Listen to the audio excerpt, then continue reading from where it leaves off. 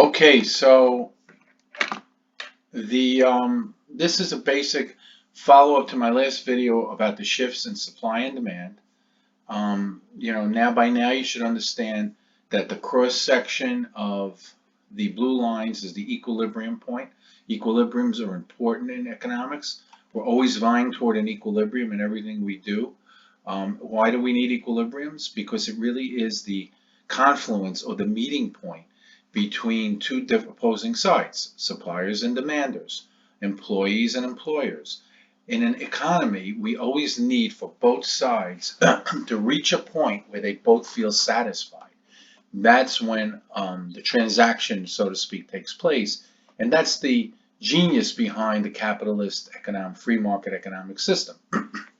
You always have these opposing thoughts or these opposing sets of interests, and eventually these interests give and take until a price is reached or a place, even in game theory, a optimal solution is reached.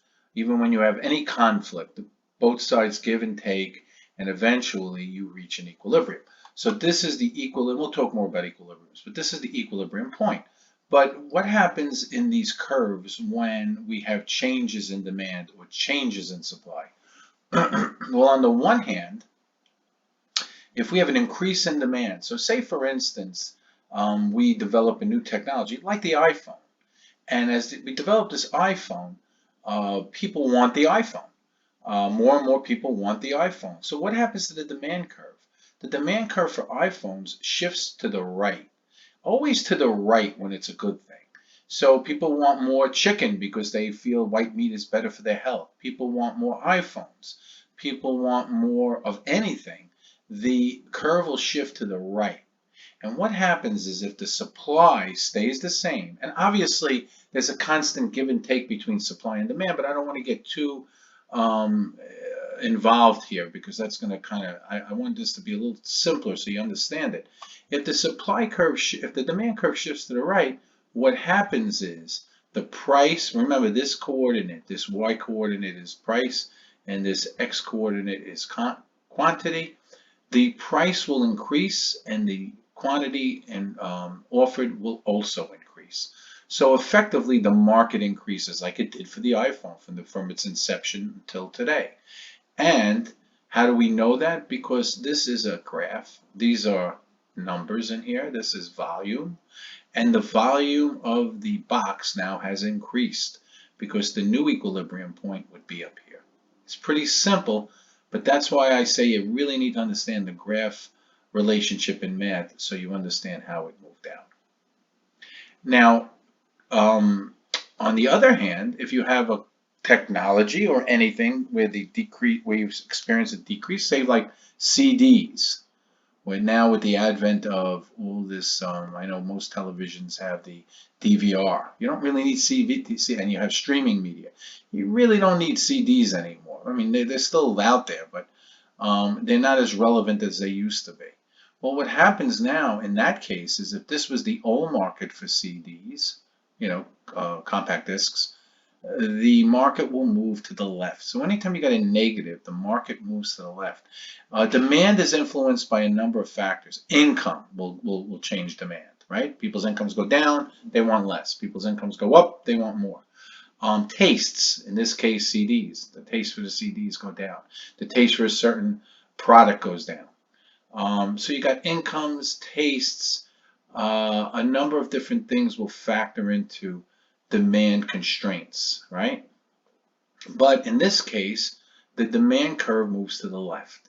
And what happens is the new equilibrium point is less quantity at lower prices. So CDs are cheap and they don't sell as many anymore. And the area covered in the graph is much smaller. So it's really pretty simple when you look at it that way. Changes in demand will have an effect, assuming that the supply stays static meaning the same.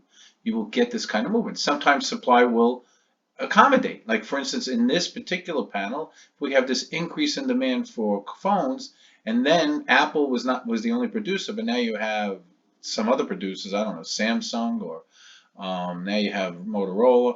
well then supply will increase, and that will give you a new equilibrium. That will keep the prices the same, but the quantity will increase.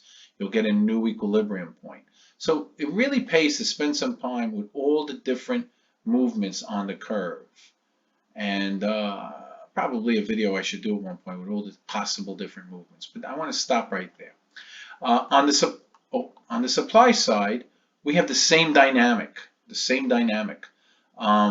What affects supply? Well, inputs. If inputs get cheaper, suppliers will want to supply more. If the cost of labor goes down, if the cost of materials go down, you're going to want to supply more because now you can make a bigger profit. That's why we keep an eye on commodity prices. That's why economists and financial people keep an eye on commodity prices, because when commodity prices go up, the inputs into products go up, and that would either constrain supplies. If it's more expensive, suppliers will have to make a bigger profit, and if they don't have pricing power, they'll supply less, they'll cut down on their supply. Or the economy, sometimes the economy will dictate that we want to supply less. An automaker may want to supply less cars because they're afraid they're not going to sell them and they don't want to sit on inventory. Or it could be incomes. So we have things like incomes, we have things like inputs. Keeping in mind, like I said in my last video, that suppliers have a longer run where they can make decisions because they're stuck. I mean, if you're making cookies and you're an Oreo producer and you want to have to produce chocolate chips, you just can't turn the factory over overnight. It takes time to make those changes. And that's a very simplistic example, obviously. If you're making cars and you're going to go to trucks, that takes time to retool, but it can happen. So here, if the inputs get cheaper or the demand gets much greater, or like in the case of, say, when the flat panel televisions came out, they were very expensive, and now they've gotten a lot cheaper because the inputs got cheaper. The supply curve will shift to the right, always to the right when it's increasing. And once the curve shifts to the right, notice what happens. The new equilibrium point is lower prices and more quantity, which you're seeing. You go into a supermarket and they're selling 50-inch TVs for $250. A 50-inch TV when flat panels first came out would have probably been tens of thousands of dollars. So you start to see this change in supply and change in price and quantity as the new equilibrium point is reached. And conversely, when supply gets constrained because commodity prices go up, inputs go up, there's not a need for the product, or generally speaking, less product needs to be produced, the curve will shift to the left. And if demand does not change, the price goes up and the quantity decreases because now there's not as much available. Let's say it's something specific that you really like, but like back in the day, people bought custom suits. I'm talking back in the day, before my time.